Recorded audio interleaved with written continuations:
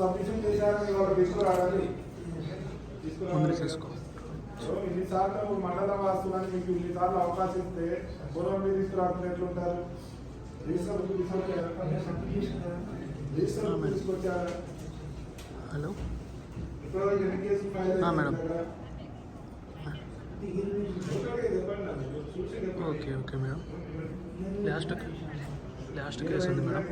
అయిపోయిన కేసు. ఎన్ని కేసులు ఫైల్ అయినాయి క్లాట్ లేదా?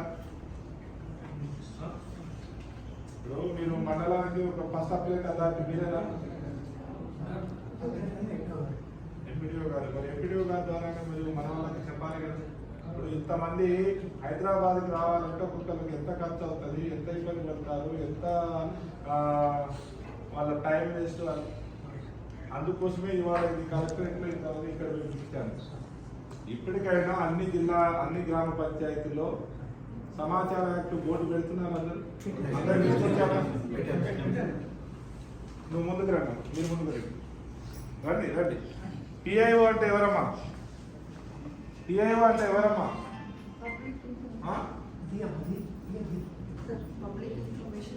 ఎవరు?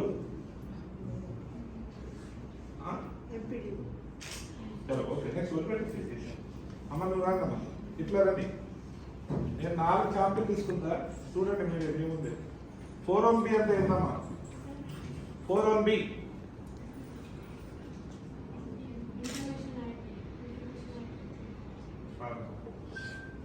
మీ విలేజ్ మీ 4B రండమ్మా. నెక్స్ట్ బాబు నువ్వు రండి.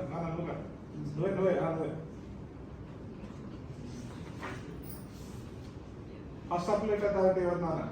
ఫస్ట్ అప్లైట్ గ్రామ స్థాయిలో ఉంటే కార్యదర్శి, మండల స్థాయిలో ఎంపీఓ. నేను అడిగిందాన్ని చెప్పు. గ్రామ స్థాయిలో కార్యదర్శి, secretary. Nice question. Register maintain చేస్తున్నా? లేదు నాన్న, నేను రిజిస్టర్. ఒక గౌరవ కమిషన్ దగ్గర కోర్టుకు అటెండ్ అయ్యేటప్పుడు మన ప్రజెంటేషన్ ఇవాళ నేనంటే ఇక్కడ వచ్చాను అర్థమైంది. రేపు లోక్ అదాలత్కి వెళ్తారు, హైకోర్టుకి వెళ్తారు, మిగతా కమిషన్కి వెళ్తారు. ప్రాసెస్ని మనం గౌరవంగా స్వీకరించాలా వద్దా? మన ప్రజెంటేషన్ చూస్తారు, మన పర్ఫార్మేషన్ చూస్తారు, మనం మాట్లాడే విధానం చూస్తారు. మరి ఎట్లా?